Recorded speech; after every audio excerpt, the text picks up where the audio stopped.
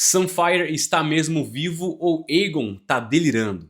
Esse é o início da queda de Rhaenyra? E quem é o verdadeiro Ormond Hightower? Nesse vídeo vou trazer breves observações sobre o quarto episódio da terceira temporada de A Casa do Dragão. Então vem comigo, já clica nesse like, se inscreve no canal, bora lá! O quarto episódio já se inicia com a ocupação dos Hightowers sobre Tumbleton.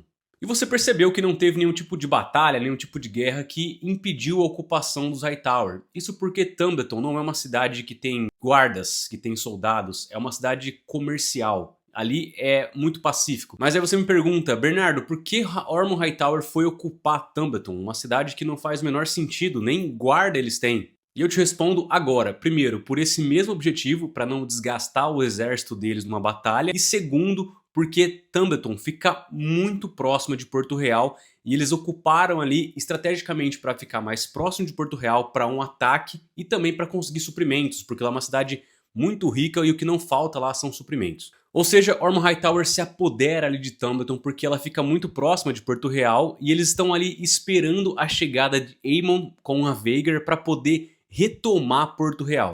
E nesse meio tempo a tropa pode ficar lá descansando, se alimentando e etc. Porém, como a gente pode ver na série, acontece um grande imprevisto. A maior força, a maior potência do exército dos verdes não aparece, então fica praticamente impossível retomar Porto Real sem um dragão. E os planos originais de Ormond vão pelo ralo. Aemon simplesmente não aparece e não traz a Vhagar. Mas isso não quer dizer que nós não teremos guerra, tá? Espera que eu já vou chegar nesse assunto. Agora, falando um pouco sobre Rhaenyra nesse episódio, eu acho que é possível a gente fazer muitas reflexões. Focando muito nas suas más decisões e também talvez ali no início de paranoia.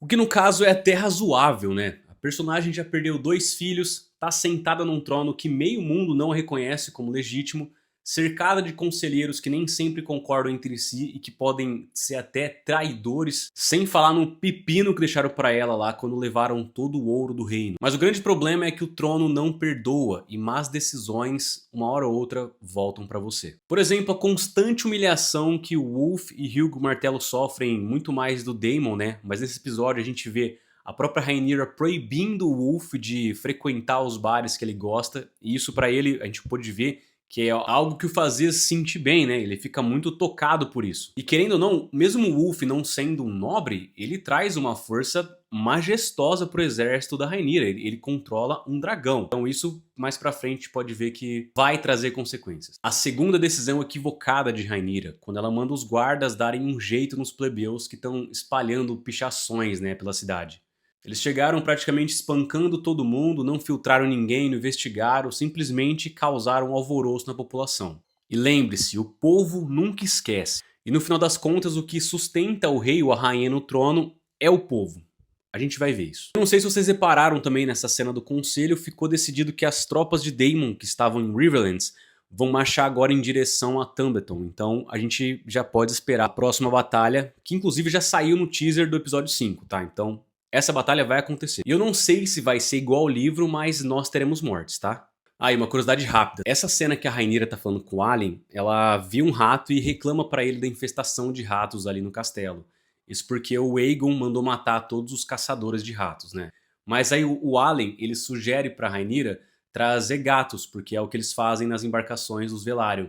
E a gente consegue ver que essa sugestão deu certo. Porque eu não sei se você lembra, mas lá no futuro, em Game of Thrones, a gente consegue ver a Arya correndo atrás de um gato lá no castelo, né? Ah, é isso, eu achei um easter egg legal. Outra coisa que eu achei bem interessante nesse episódio é que ele mostra esse contraponto entre os Targaryen e os Hightower sobre a religião dos Sete. E o quanto isso separa, né, os Targaryen até mesmo do povo de Westeros. Nessa cena a gente vê de forma bem visual mesmo ali a Alicent usando a Estrela dos Sete, o símbolo máximo da fé. E nessa mesma cena a Alicent fala do seu primo, o Ormond Hightower.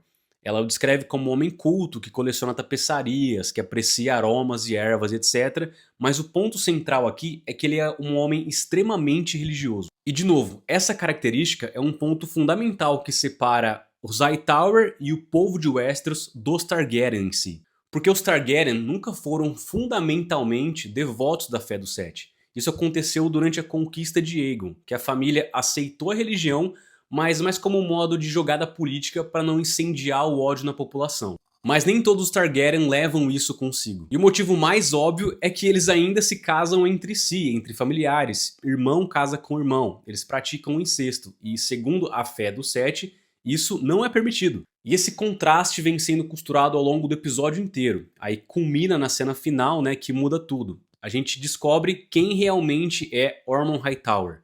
Ele é aquele cara que despreza os Targaryen, odeia os dragões. E ele chega a dizer ali pra Daeron, abertamente, que os dragões são fruto de magia de sangue. Ou seja, os dragões são uma abominação, algo antinatural, profano.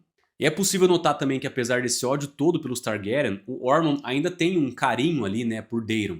Porque parece que de alguma forma ele tenta salvar o Daeron de ser um Targaryen. Ele permite ele ter o dragão, obviamente, porque é uma mega arma numa guerra, mas ele não deixa ele ser completamente Targaryen. Basicamente ele quer transformar o Daeron em um Hightower. E falando em Daeron, parece que mantiveram ali a personalidade dele nos livros. Nos livros ele é um homem justo, honrado e etc.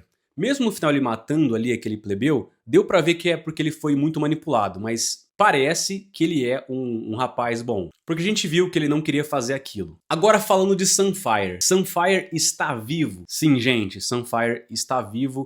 Isso eu não falo nem só pelos livros, tá? Mas só por colocar aquela cena do Aegon dizendo ali que tá sentindo o Sunfyre vivo, é isso, gente. É batata. Ele tá vivo, os Targaryen têm essa conexão quase mágica com os seus dragões, então se ele tá sentindo que ele tá vivo, ele tá vivo. Outra coisa, a Meleys, né, que a gente vê também no castelo, mesmo sem a cabeça, a gente consegue ver que o corpo dela ali tá todo apodrecendo, já tá aparecendo aos ossos. O que não acontece ali com Sunfyre, parece que ele tá num estado de hibernação, mas ele se encontra intacto. E anota isso, ele vai voltar mais pra frente numa cena em que ele vai salvar o Aegon. E pra quem lê os livros sabe o que o Sunfyre faz, né? Aquilo lá mesmo. E sobre a gravidez de Elina, o que tá acontecendo? Quem é o pai? Ela tá grávida mesmo? Sim, Elina tá grávida, ela vai ter um terceiro filho chamado Maelor. E sobre o pai, eu acho que não é tão importante. Tem gente falando que pode ser do Aemon, mas eu acho difícil, tá? Então vamos considerar que sim, é do Aegon, e ela tem um terceiro filho, como eu já disse, chamado Maelor. Isso acontece nos livros. Mas nessa cena o que intrigou as pessoas foi a reação da Alicent. Por que ela ficou tão apavorada? Gente, porque simplesmente Elina tá sob a tutela de Rhaenyra e tá gerando um futuro pretendente ao trono que é descendente de Aegon, o seu maior adversário. Então esse foi o perigo que a Alicent vislumbrou. A Alicent ficou com medo da Rhaenyra descobrir essa gravidez e mandar matar o neto dela. Mas em resumo, esse quarto episódio não teve batalha, não teve fogo de dragão, mas foi um grande desenho emocional e político sobre essa temporada inteira. A gente viu Rhaenyra tomando decisões precipitadas, movida por medo, raiva e até uma certa inocência política. A gente viu também os primeiros sinais concretos de revolta popular, outro conflito gigantesco que se dá entre Rhaenyra e a própria religião de Westeros. E também ficou bem concreto pra gente que enquanto os pretos conseguem o poder por meio da força bruta, né, dos dragões e exército, os verdes estão conseguindo se reorganizar de forma mais inteligente e estratégica, mesmo que essa estratégia dependa de traições. E sim, se preparem para o quinto episódio, porque vem guerra e vem guerra bruta, meu amigo. E se você gostou desse vídeo, gosta desse tipo de conteúdo, por favor, se inscreve no canal, curte esse vídeo, compartilha com algum amigo e comenta aqui embaixo o que você acha que vai acontecer no final dessa temporada. É isso, muito obrigado, beijão e tchau, tchau.